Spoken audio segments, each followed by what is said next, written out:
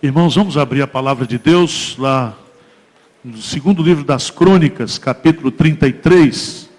Nós vamos falar nesta noite sobre a conversão de um homem chamado Manassés.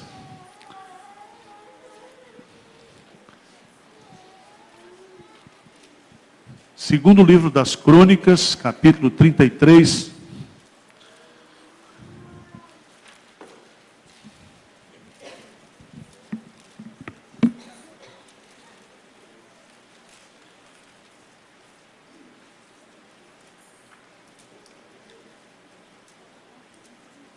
Não sei se ajuda, fica depois de Reis, tá? Vamos ler o texto que diz assim: Tinha Manassés 12 anos de idade, quando começou a reinar, e 55 anos reinou em Jerusalém. Fez o que era mal perante o Senhor, segundo as abominações dos gentios, que o Senhor expulsara de suas possessões, de diante dos filhos de Israel. Pois tornou a edificar os altos que Ezequias seu pai havia derribado, levantou altares aos Baalins e fez postes ídolos, e se prostrou diante de todo o exército dos céus, e o serviu. Edificou altares na casa do Senhor, da qual o Senhor tinha dito: em Jerusalém porei o meu nome para sempre. Também edificou altares a todo o exército dos céus, nos 2 átrios da casa do Senhor. Queimou seus filhos como oferta no vale do filho de Inom, adivinhava pelas nuvens, era agoureiro, praticava feitiçarias, tratava com necromantes e feiticeiros, e prosseguiu em fazer o que era mal perante o Senhor, para o provocar a ira.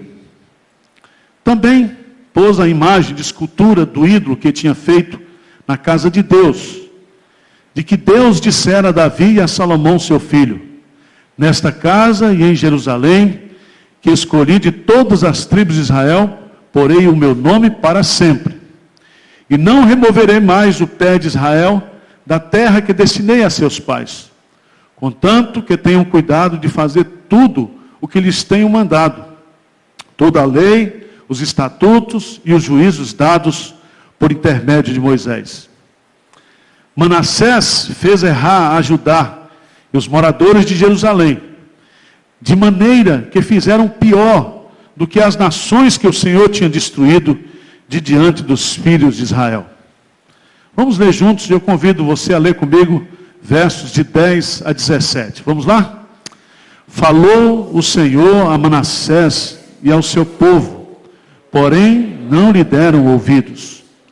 Pelo que o Senhor trouxe sobre eles os príncipes dos exércitos do rei da Síria, os quais prenderam Manassés com ganchos, amarraram-no com cadeias e o levaram à Babilônia. Ele, angustiado, suplicou deveras ao Senhor seu Deus, e muito se humilhou perante o Deus de seus pais. Fez-lhe oração, e Deus se tornou favorável para com ele. Atendeu-lhe a súplica e o fez voltar para Jerusalém, ao seu reino. Então reconheceu Manassés que o Senhor era Deus. Depois disto, edificou o muro de fora da cidade de Davi, ao ocidente de Gion, no vale, e a entrada da porta do peixe, abrangendo o Ofel, e levantou muito alto. Também pôs chefes militares em todas as cidades fortificadas de Judá. Tirou da casa do Senhor os deuses estranhos e o ídolo, como também todos os altares que edificaram no monte, na casa do Senhor, e em Jerusalém, e os lançou fora da cidade. Restaurou o altar do Senhor, sacrificou sobre ele ofertas pacíficas e de ações de graças, e ordenou a Judá que servisse ao Senhor, Deus de Israel. Contudo, o povo ainda sacrificava nos altos, mas somente ao Senhor, seu Deus. Amém. Nós queremos nesta noite conversar com vocês sobre o seguinte título: Deus salva os piores pecadores. Se nós pegássemos os 5 pontos das 5 doutrinas da graça, que a turma chama de os 5 pontos do calvinismo, nós poderíamos ilustrar esses 5 pontos na vida de Manassés. Aqui nós temos depravação total, aqui nós temos eleição incondicional, aqui nós temos expiação limitada, aqui nós temos graça irresistível, e aqui nós temos o quê? Perseverança dos santos. Mas o que me chama a atenção na Bíblia é que sempre Deus prefere perdedores, ou pessoas que conhecem as suas fraquezas, pessoas que são fracas por natureza. A matéria-prima que Deus trabalha são pessoas frágeis, pessoas pecadoras. E Deus trabalha com pecadores. E se nós pudéssemos entender a existência de pessoas perfeitas, nós poderíamos dizer que essas pessoas perfeitas estão no céu agora. São os crentes que estão lá sendo aperfeiçoados. E se você quiser fazer um levantamento na Bíblia, você vai encontrar homens como Noé, que depois de ter entrado na arca, de ter obedecido a Deus, de ter pregado o evangelho 120 anos, um dia ele se embriagou e desfilou pelado, saiu pelado pelas ruas. Se você for caminhando um pouco mais, você vai encontrar outros personagens bíblicos, como Jacó, que era um trapaceiro de primeira qualidade, um enganador. Você vai encontrar Moisés, que cometeu um homicídio. Você vai encontrar Raabe, que era uma prostituta. Você vai encontrar Davi, que foi um sujeito péssimo pai, péssimo exemplo dentro de casa. Um homem adúltero, um homem homicida. Se você for fazer um levantamento, você vai encontrar no Novo Testamento pessoas que não prestavam e que Deus, na sua graça, na sua misericórdia, alcançou essas pessoas. E o apóstolo Paulo, escrevendo lá em 1 Coríntios, capítulo 1, ele fala que Deus escolheu as coisas loucas deste mundo. Aquelas coisas que não são, Então diga para o seu irmão aí do lado, você é uma coisa louca, mas Deus escolheu você. Não chama de bicha louca, Você é uma pessoa louca, Uma loucura, Deus escolheu, meus amados irmãos, a matéria-prima de Deus são pessoas pecadoras. E eu queria nesta noite mostrar aqui como é que Deus trabalha na vida desse rapaz. E eu quero, em primeiro lugar, dar alguns dados importantes sobre a biografia de Manassés. E fazer pelo menos 2 aplicações práticas nos dados da biografia de Manassés. Vocês sabem que Manassés, a palavra Manassés, ela foi usada por José. Quando nasce o primeiro filho de José, lá no Egito, ele põe o nome Manassés. E Manassés significa, o Senhor me tem feito esquecer. O Senhor tem me ajudado a esquecer aquilo que aconteceu comigo. E Manassés aqui tem esse significado também. É a mesma raiz hebraica, é o mesmo significado do nome. Esse rapaz chamado Manassés, ele nasceu num berço de gente piedosa, de gente crente. O seu pai Ezequias, e o nome Ezequias significa Deus fortalece. Deus fortalece. Foi um rei extraordinário. Se você ler atrás aí, os capítulos anteriores, você vai descobrir que esse Ezequias foi um homem de Deus. Foi um rei que fez reformulações tremendas. Esse rei teve uma batalha maravilhosa. Venceu uma batalha na força de Deus, onde 180 mil assírios foram mortos. Esse homem orou a Deus e Deus lhe deu mais 15 anos de vida. Este homem era um homem extraordinário, um homem piedoso, um homem que amava a Deus, um homem que servia a Deus com integridade de coração. A sua mãe, a informação que nós temos, se chamava Refsibá. E o nome Refsibá significa o abençoado, aquele em quem tenho o meu prazer. Então preste atenção. Ezequias, Deus fortalece, É casado com um abençoado, aquele que tem prazer e gera um filho. E põe nesse filho o nome Manassés. E meus amados irmãos, esse Manassés, ele começou a reinar aos 55 anos. Reinou durante 55 anos. Veja aí, no 33:1, vamos ler juntos aí. O que diz aí? Tinha Manassés 12 anos de idade, quando começou a reinar. E 55 anos reinou em Jerusalém. Preste atenção que aqui tem algumas informações. Alguns comentaristas dizem que ele começou a reinar ainda junto com seu pai. Ele foi treinado por seu pai para sucedê-lo. Ele começa a reinar aos 12 anos. Aqui nós estamos falando do reino sul, cuja capital era Jerusalém. Nenhum rei reinou 55 anos. Ou seja, o reinado de Manassés foi o reinado mais extenso de todos os reis do reino sul. E ele provavelmente, se você fizer a soma aí de 55 com 12, ele viveu provavelmente 67 anos. Bateu todos os recordes pela a idade da época. Mas há um detalhe muito triste no versículo 2. Veja aí no versículo 2.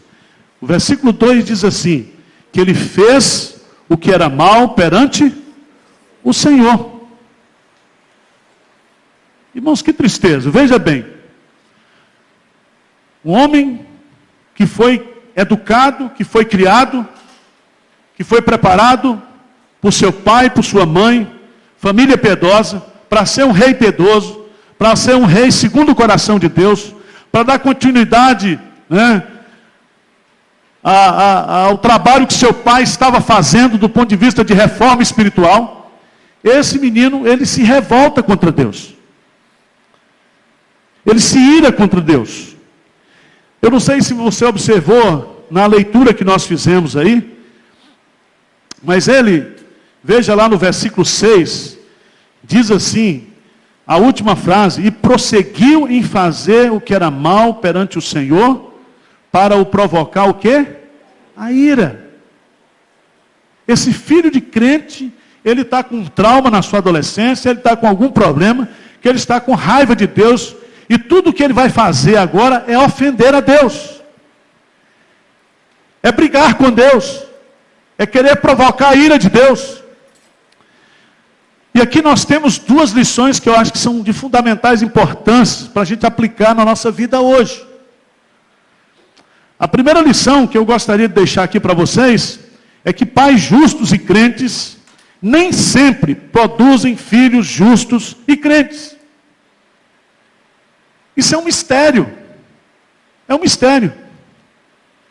Nós temos visto e acompanhado na igreja que muitas vezes pais que não são consagrados a Deus, pais que não têm compromisso com Deus, pais que não passam a fé para os seus filhos, e muitas vezes os filhos são filhos bons, são filhos crentes, são filhos comprometidos com Deus. Mas nós temos histórias também na igreja de filhos cujos pais são santos, são dedicados a Deus, são comprometidos com Deus, e esses filhos, depois que se tornam adultos, que crescem, eles se afastam de Deus, eles começam a fazer tudo o contrário que foi aprendido dentro de casa. E aí você pode pegar vários exemplos na Bíblia, como Samuel, os filhos de Samuel. Nós temos exemplos clássicos na palavra de Deus de filhos que não deram certo, apesar dos pais serem crentes. Então, se você hoje tem os seus filhos fora da igreja, se você tem os seus filhos afastados da igreja, e você cumpriu, e você fez com que as promessas que você assumiu no batismo infantil fossem cumpridas, não se desespere, não se angustie por causa disso. Segunda lição que eu acho interessante aqui nesse texto, é que longevidade no serviço a Deus não garante a sua fidelidade ou qualidade no serviço. Eu acho isso interessante. Tem muita gente que tem 55 anos de igreja, 60 anos de igreja. Então ele tem assim como se fosse um fundo de garantia espiritual. FGTS. Não é isso?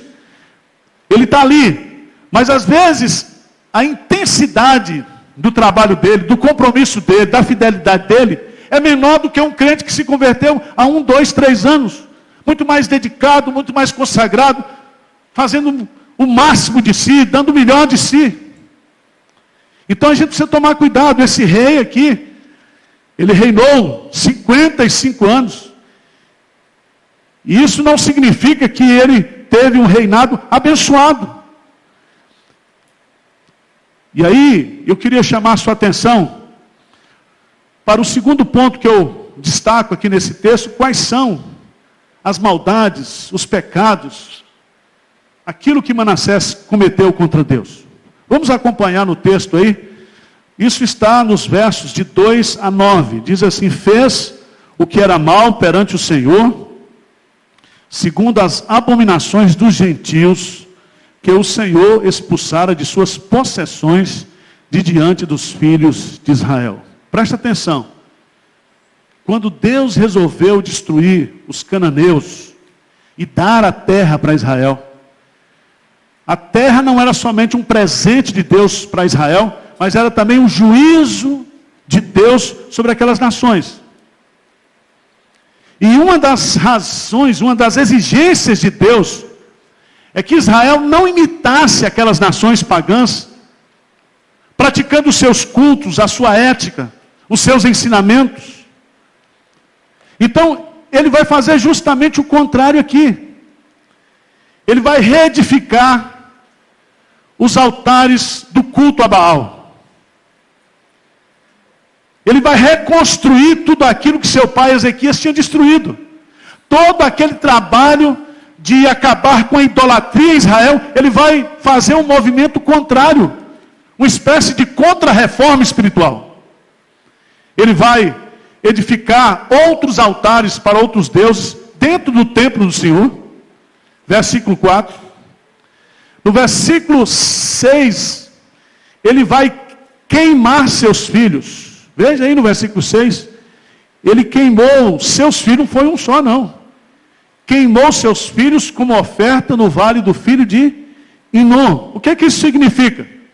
Isso significa idolatria e adoração ao Deus do fogo. Ele está fazendo aqui um ato de adoração, tal como acontece muitas vezes nesses atos que são colocados aí de umbanda, de quimbanda, onde crianças são sacrificadas. Se você observar bem aqui, meus amados irmãos, o texto, ele profana a casa de Deus. E aí, a partir do versículo 5, ele edifica altares a todos os exércitos do céu. Ele passa a desenvolver em Israel a astrologia, adorando os astros, cultuando os astros.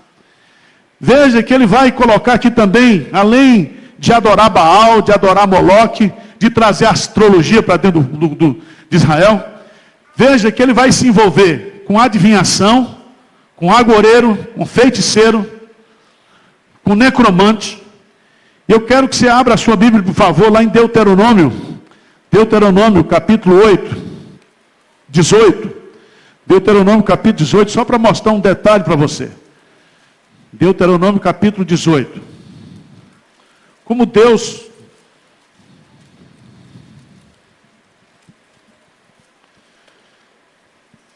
trata esse assunto. Parece que havia no coração de Manassés uma intenção pensada em agredir a Deus, em machucar o coração de Deus. Veja no versículo 9, o que é que diz aí? 18, vamos ler juntos? O que é que diz aí?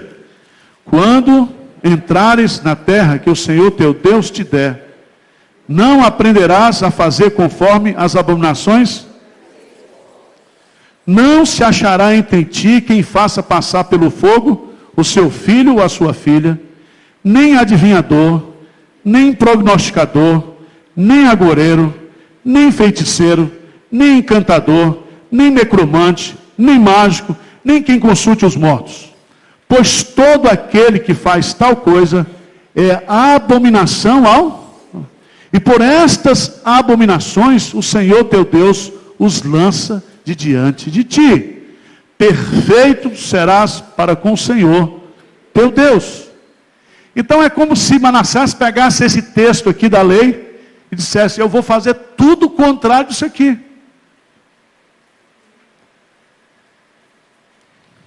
Eu não sei se você conhece gente que já foi de igreja, foi criado da igreja, e depois que se afasta da igreja, ele começa a praticar coisas que uma pessoa que era mundana, comum, não pratica. Parece que ele ficou reprimido no período que ele ficou na igreja, e agora ele quer tirar o tempo de atraso do pecado, e vai fazer tudo. Irmãos, veja no versículo 7, lá de 2 Crônicas, veja o que esse rapaz faz. Também pôs a imagem de escultura do ídolo que tinha feito na casa de Deus, de que Deus dissera a Davi e a Salomão: nessa casa em Jerusalém escolhi de todas as tribos de Israel, porém o meu nome o quê? Para sempre. O que Deus disse na sua palavra para Davi e para Salomão, ele está fazendo justamente o contrário. Ele vai simplesmente construir altares dentro e colocar imagens dentro do templo. Irmãos, pior do que o pecado comum, a iniquidade, a desobediência a Deus, é quando você ofende a Deus profanando aquilo que é sagrado. Então ele faz isso de forma intencional, de forma racional, pensada. Esse homem é diabólico, esse homem está debaixo de uma orientação maligna. Esse homem também, veja no versículo 9, Manassés fez errar a Judá e os moradores de Jerusalém, de maneira que fizeram pior do que as nações que o Senhor tinha destruído diante dos filhos de Israel. Ele não somente pecou, mas ele liderou o povo para praticar o que é pecado, o que é errado. Ele lidera o povo a pecar e a praticar abominações contra Deus. Ele é um líder do mal, ele é um líder maligno. A sua intenção não é só prejudicar a si mesmo, mas ele quer prejudicar a nação, as famílias da nação. Ele quer que Deus realmente se ire contra a nação. Veja lá no 33:10, o que diz 33:10? Falou o Senhor a Manassés e ao seu povo, porém não lhe deram o quê? Ouvidos. Apesar de tudo isso, Deus continua falando a Manassés, falando a Israel. Deus continua falando. E aqui vem uma lição que eu acho extraordinária. É porque na nossa experiência, na nossa caminhada cristã, a gente acompanha pessoas que estão no caminho errado, estão fazendo tudo contrário à vontade de Deus, mesmo tendo sido criados na igreja. E Deus parece que não desiste dessas pessoas, continua falando não somente através de circunstâncias, de problemas, mas dirigindo a sua palavra. E meus amados irmãos, se hoje ouvirdes a voz do Senhor, não endureçais os vossos corações. Mas eu queria chamar a sua atenção, meu amado irmão, para um fato. É que esse homem, além de queimar seus filhos, ele foi um grande homicida. Segundo a tradição judaica, foi Manassés que matou Isaías, serrando o profeta Isaías ao meio. Você se lembra que Isaías foi o profeta que viveu e que conviveu com Ezequias, seu pai. E a tradição judaica diz que foi justamente Manassés que perseguia os profetas, que perseguia aqueles que falavam em nome de Deus. E segundo a tradição judaica, foi ele o responsável pelo homicídio do profeta Isaías. O que a gente faz com um sujeito desse? Se você fosse Deus, se eu fosse Deus, já ia para o inferno direto. Ou não?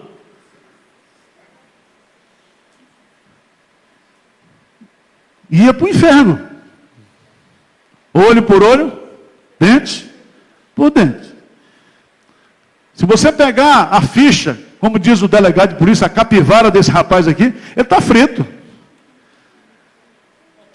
A folha corrida dele é muito grande, de maldade, de pecado. E aqui eu quero deixar uma lição prática, uma aplicação prática para a minha vida e para a sua vida.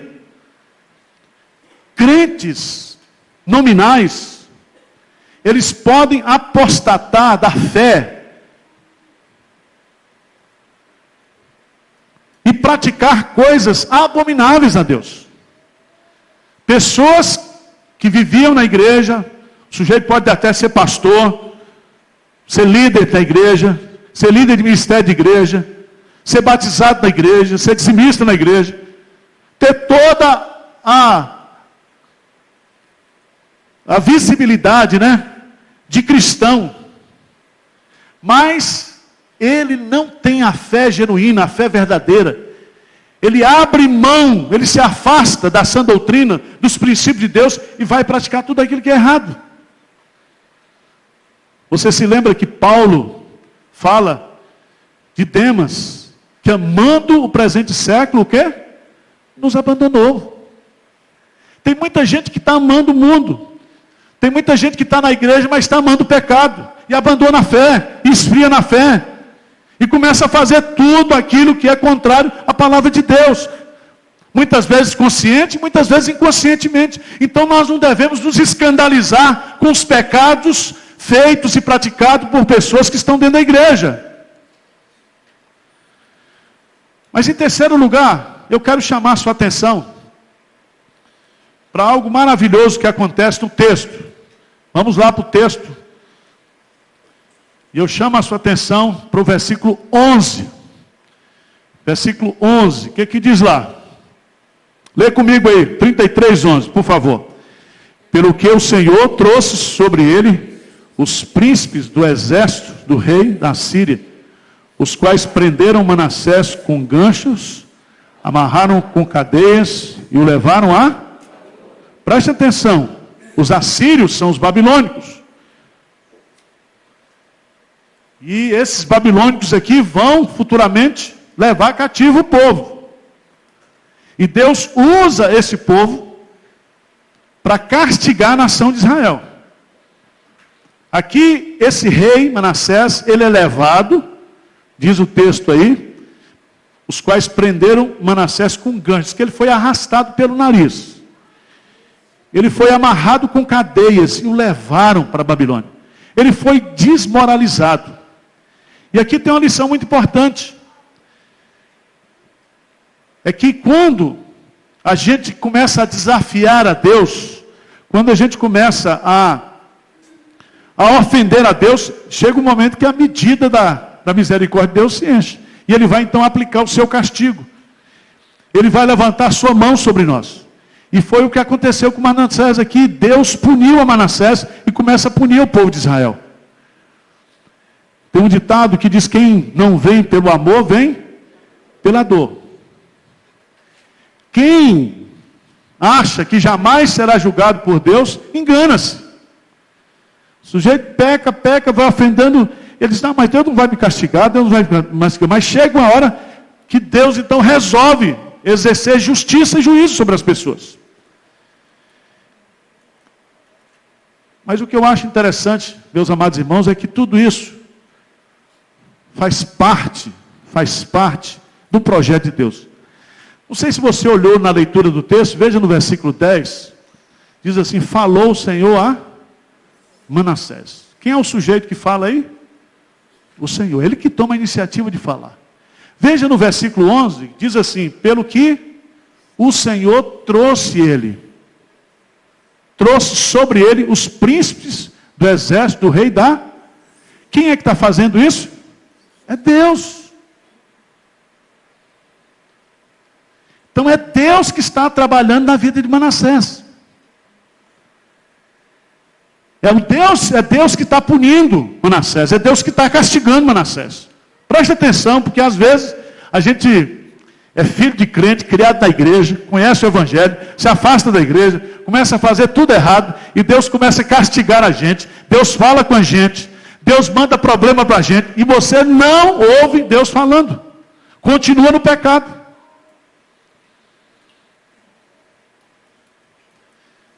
Veja no versículo 12. E aqui eu quero chamar a sua atenção, porque Manassés agora, ele vai ser convertido pelo Senhor. Veja aí no versículo 12. Vamos ler juntos? Ele, angustiado, suplicou deveras ao Senhor, seu Deus. E muito se humilhou perante o Deus de seus pais. Preste atenção que esse texto, é muito importante a gente entender isso aqui. Lembra do filho pródigo? E lá Lucas diz assim, e caindo em si. E caindo em si. Talvez aqui nesse momento, na solidão da cela, do presídio, sem trono, sem poder, sem honra, completamente desmoralizado, ele entende que não adianta brigar com Deus. Ele entende que não adianta fugir de Deus. Ele entende que não adianta brincar com Deus. Ele tem que se humilhar diante de Deus. Ele tem que se curvar diante de Deus. Ele tem que se quebrar diante de Deus. Porque Deus resiste aos soberbos, porém dá graça aos humildes.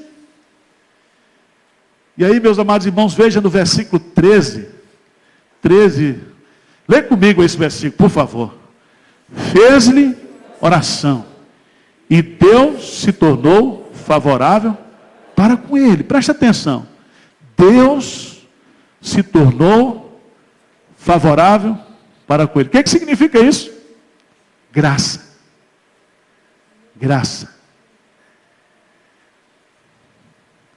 Ele teria que receber naquele momento o juízo de Deus, o castigo de Deus. Mas ele recebe o quê? A graça de Deus.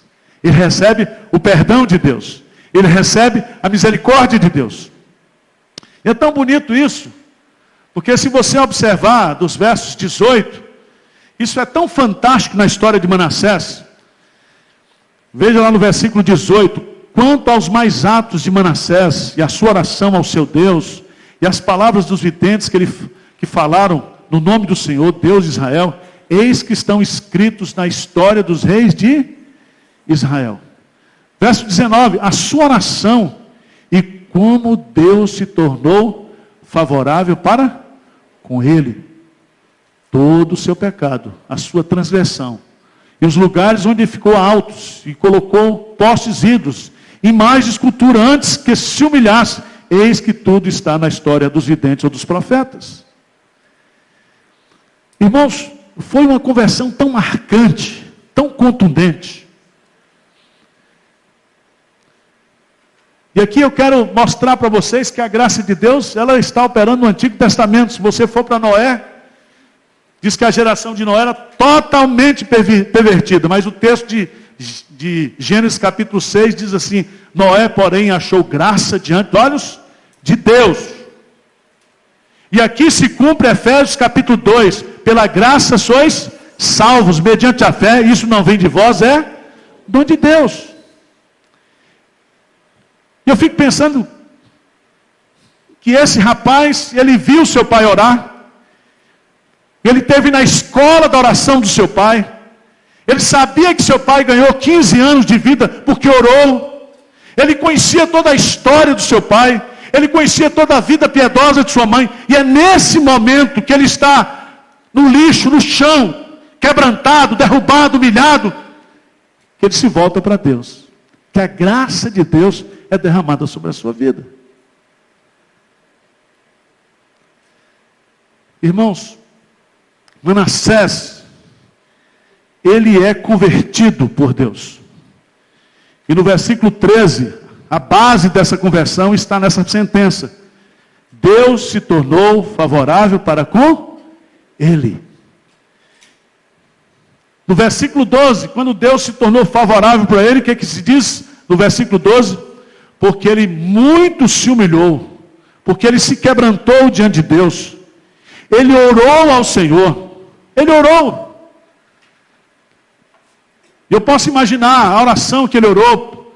Ele pode ter lembrado lá de 2 Crônicas, capítulo 7, versículo 14, daquele pedaço que estava inserido na consagração do templo que ele havia profanado. Se o meu povo que se chama pelo meu nome se humilhar e orar e se converter dos seus maus caminhos, eu ouvirei do céu, perdoarei o seu pecado e sararei a sua terra. Meus amados irmãos, a maior prova do novo nascimento é a oração. Quem é convertido ora. Quem é convertido se quebranta. Quem é convertido se humilha na presença de Deus.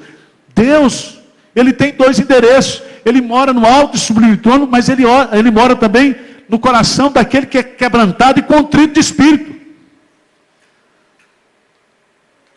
Mas veja, meus amados irmãos, que no versículo 13 ele foi salvo pelo Senhor. Diz assim, que o Senhor atendeu-lhe a súplica, e o fez voltar para Jerusalém. Mas não somente voltar para Jerusalém, voltar para o seu reino. Deus começou a restituir aquilo que ele havia perdido. E veja que coisa linda, o final do versículo 13, o que é que diz aí? Grife isso aí na sua Bíblia. Então, reconheceu Manassés que o Senhor era Deus. O que é a conversão, irmãos? A conversão é nós reconhecermos que o Senhor é Deus. Coisa linda nesse texto. Versículo 15 em diante. Ele vai fazer uma faxina. Porque a verdadeira conversão, ela brota da graça de Deus, ela vem em meio ao arrependimento, à humilhação, mas ela produz frutos, ela produz mudança de conduta, de atitude. Veja no versículo 15, que ele tirou da casa do Senhor os deuses estranhos e o ídolo, como também todos os altares que edificara no monte da casa do Senhor e em Jerusalém, e os lançou fora da cidade. Restaurou o altar do Senhor, sacrificou sobre ele ofertas pacíficas de ações de graça, e ordenou a Judá que servisse ao Senhor, Deus o que? De Israel. Ele ordenou. Ele que tinha sido líder para o mal, ele que tinha levado o povo para a idolatria, ele agora traz o povo de volta. Traz o povo de volta para o Senhor. Essa é a história da gente antes de ser crente. Antes de você ser crente, você levava a turma para encher a cara, levava a turma para os bordéis. Não é assim? Depois que se converteu, você não leva a turma mais para lá, você leva a turma para onde? Para a igreja. Deus mudou sua vida. É assim que Deus faz. Deus pega um cara desse, que eu estou chamando aqui de um dos piores pecadores que existe, e salva esse cara para ser um troféu da sua graça, para dizer para mim, para você hoje, que não há pecado na minha vida que Deus não possa perdoar. Que não há vida, por mais estragada que esteja, que não possa ser consertada pela graça de Deus. Você pode estar no fundo do poço, no fundo do abismo, você pode estar todo estragado. Se você se humilhar, se você se quebrantar, se você orar a Deus nessa noite, a graça de Deus vai ser derramada sobre a sua vida. Não há pecado que Deus não possa perdoar, não há situação de vida que Deus não possa restaurar. Ele é o Deus da graça, Ele é o Deus da provisão, Ele é o Deus da misericórdia. E a Bíblia diz, agindo eu, quem impedirá? Quem impedirá? Eu quero encerrar fazendo uma citação de um cristão que depois de convertido, ele resumiu a sua conversão em 6 frases. Ele diz assim: eu sou perdoado, Deus removeu as minhas dívidas. Eu sou justificado, Deus mudou a minha condição. Mudou a minha condição. Nenhuma condenação há para aquele que está em Cristo Jesus. Eu estou regenerado. Deus transformou o meu coração. Ele tirou o coração de pedra e colocou um coração de carne. Quarto lugar, ele disse: eu estou reconciliado.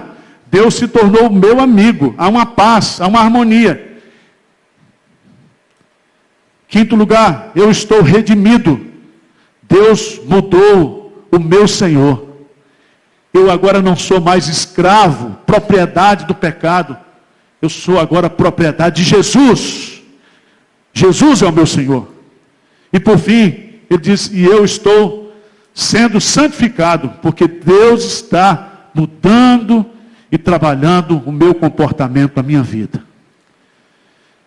Que Deus tenha misericórdia de você e de mim nessa noite.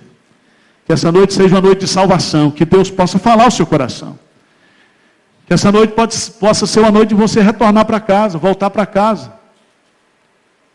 Que você possa se quebrantar diante do Senhor nessa noite e dizer: Pai, eu estou errado, eu preciso voltar. Eu quero convidar o conjunto para cantar agora uma música. Nós vamos cantar juntos.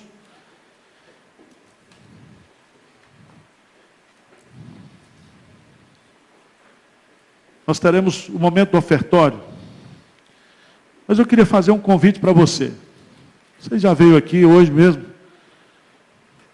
Se você quer terminar o culto hoje à noite, vindo aqui à frente para a gente orar com você, colocando a sua vida diante de Deus, e você dizendo para Deus: eu quero hoje entregar minha vida para Jesus. Eu quero que Ele me perdoe, que Ele me restaure.